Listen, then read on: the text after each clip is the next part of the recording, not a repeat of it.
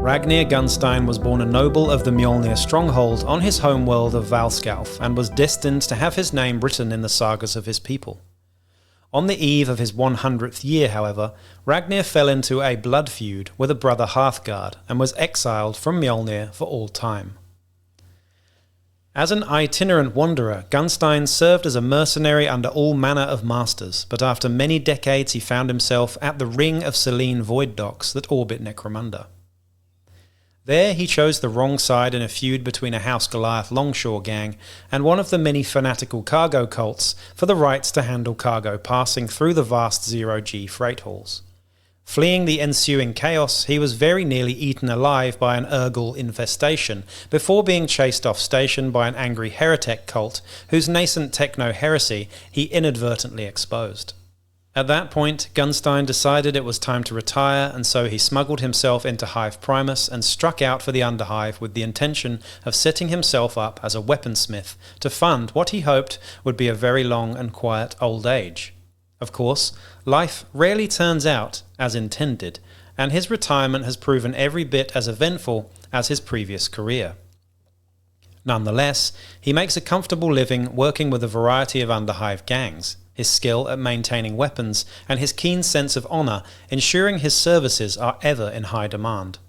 Despite his status as a hanger-on, Gunstein rarely remains at the hideout while his current employers head out to fight, and he is well known for insisting on accompanying his latest friends into battle. Few ever demand he remain at home, for even in his retirement, Gunstein is more than capable of teaching the youngsters a thing or two about fighting.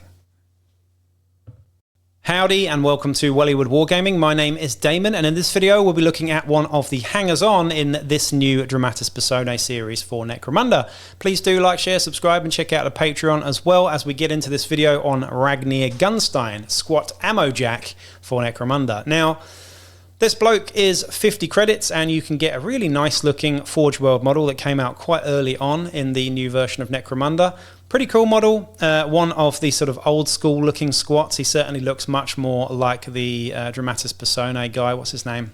Can't remember his bloody name now. The guy with the bolt gun and the power hammer. Similar sort of design in terms of the squat stuff. Obviously they've changed the lore a little bit since the Prospectors came out and the models look quite different. I prefer the old aesthetic, this sort of aesthetic if I'm honest. Just looks more like a space dwarf, which I quite like. But yeah, really nice model. He's got a sort of ratchet in one hand and a bionic arm. A big Mohican, which is always very reminiscent of old school old hammer, and a sort of shotgun that he's putting a new new round into. It's quite a nice looking model with his backpack full of spanners and whatnot. He's also got 3 sort of ammo crates with him as well, which are nice to have. Nice little addition to your games. Those can always be used as loot tokens and whatnot as well. But 50 credits, this guy, it's pretty cheap for what he does. He's pretty good for 50 credits. Let's have a look at the stats though. Movement 3.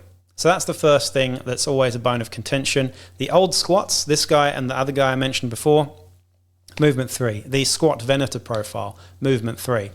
Personally, I think all squats should be movement 3 because it just makes sense from a thematic. They've got tiny little legs, come on, they shouldn't be movement 4. Weapon skill 4+, ballistic skill 3+, pretty good at shooting, average on the close combat. He's got a strength of 3 and a toughness of 4. So typical of a space dwarf. He's also got wounds 1, initiative 5+, typical again of squats, and attacks 1. Mental stats are leadership 9+, cool 7+, willpower 6+, and intelligence 7+. So pretty good there on the mental stats really, except for leadership. And of course, because he's an ammo jack, he comes with the munitioneer skill, which is a really good skill actually. It gives you rerolls on your ammo checks and whatnot. He comes with a shotgun with solid and scatter and a club/wrench here as well. War gear, he comes with frag and crack grenades, which is really useful. And, you know, when you consider his cost of 50 credits, throwing all of that stuff, munitioneer, shotgun, club, frag and crack, which cost quite a bit, respirator and light carapace armor with a 4+ save, that's all definitely worth 50 credits, I have to say.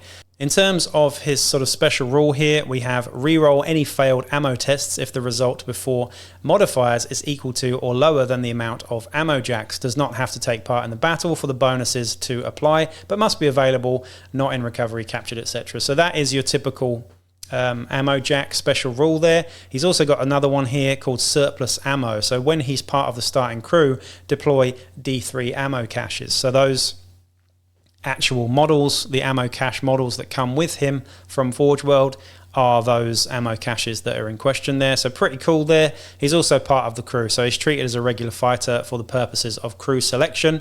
You can find the full rules for this guy in the Book of the Outcast as well, but 50 credits for a squat ammo jack with, of course, he's only got 1 wound, but he is toughness 4. He's good at shooting. He's got good weapons. He's, you know, comes with munition here and those ammo crates. Not a bad option at all. He's pretty good, actually. I don't have a model of this guy, but I'd like to know if you've used him in your games. So do comment down below how useful this guy actually is. Ammo jacks in general are great and pretty much always worth having in your gangs, I think, as well as rogue docs. But yeah, pretty good one. You could use this guy as a leader in an outcast gang, of course, as well. It would be a bit of a downer using, you know, a character with only 1 wound and not very great mental stats, but otherwise, you know, those special rules there would be pretty cool as well. But for only 50 credits, it's definitely a steal, an absolute steal. So I'll be back with another video real soon anyway. Peace out.